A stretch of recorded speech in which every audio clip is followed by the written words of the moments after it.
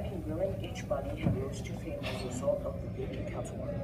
There was a short but bloody fight that began soon after a rich young Englishman named John H. Tunstall and his vicious older business partner, who was a Canadian lawyer. His name was Alexander A. McSween. He tried to get rid of the established trade cartel. The cartel was the powerful Al G. Murphy and Company. It was founded at the nearby Fort Stanston by a former student in Ireland named Lawrence G. Murphy in the year 1866. He was kicked of his position for crooked business parties in the year 1873. Lawrence moved quickly to Lincoln, and that is where he had built a large business, and it continued to make a lot of money. Alexander A. McSween had arrived in Lincoln in March 1875. John H. Tunstall had arrived in the next year in November. The alcoholic Murphy and his empire were firing by this time. Through the officers' junior parties named James J. Dolan had bought out Murphy and renamed it the J. Dolan and Company. Then John H. Tunstall's motives became clear. They became clear when he opened a company business in the late 1877. The worries increased. They're ignited by the winter-long legal debate between Dolan and McSween over the position of $10,000 of life insurance policy, then voluntary.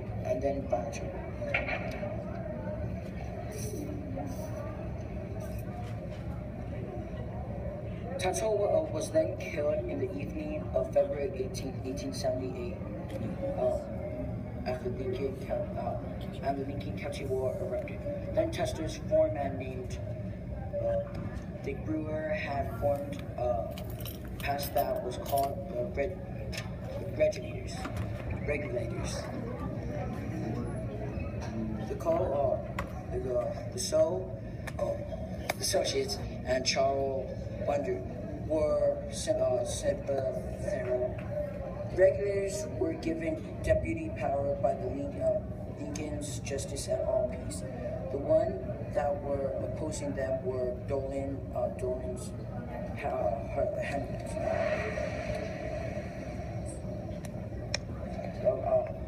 backed by the New Mexico territorial government that served a political group that also known as the Santa Fe.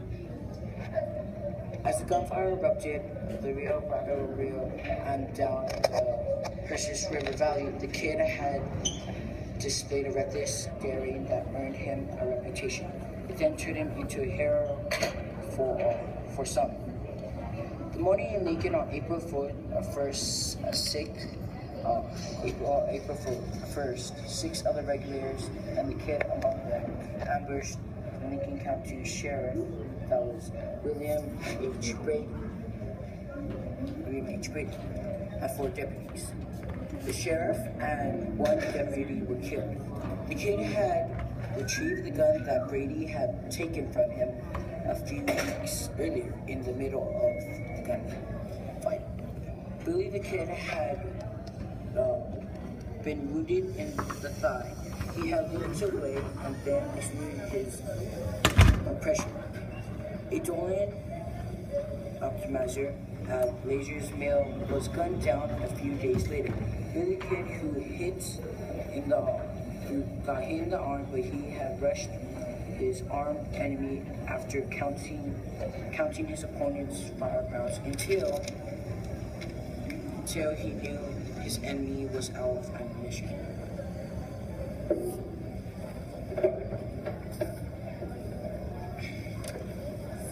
Four opportunities and McSween had been shot and killed at McSween's adobe house. There was an Indian. The war had ended when one of Dolan's men burned the house to the ground.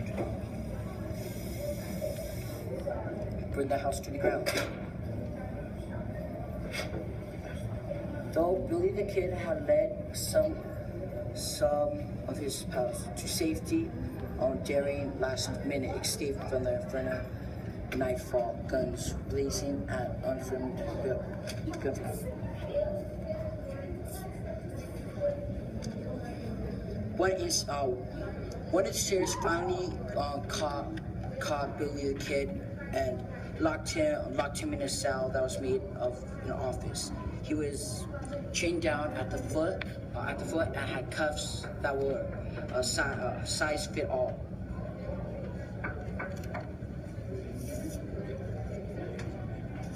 One day before his execution, he wanted to use the restroom, but he planned to escape. He loosened his hands out of the handcuffs and killed one of the sheriffs. And one of the other sheriffs rushed across the street to the jail to see him, but Billy the Kid shot him down.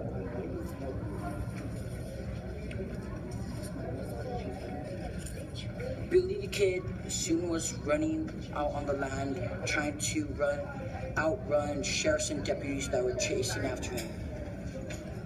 Billy the Kid was going to have a pardon for all his crimes, but the judge, for some reason, disappeared and went off, supposedly because he just didn't care.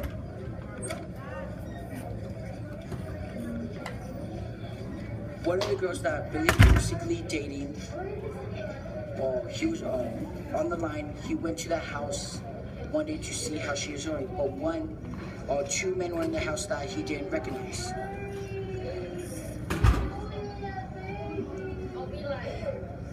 When he went into the house, he said in Spanish, "Who's there?" And he got shot down, and he died at the house of the girl he was dating. That is the end of Billy the Kid's story, and he will be remembered forever.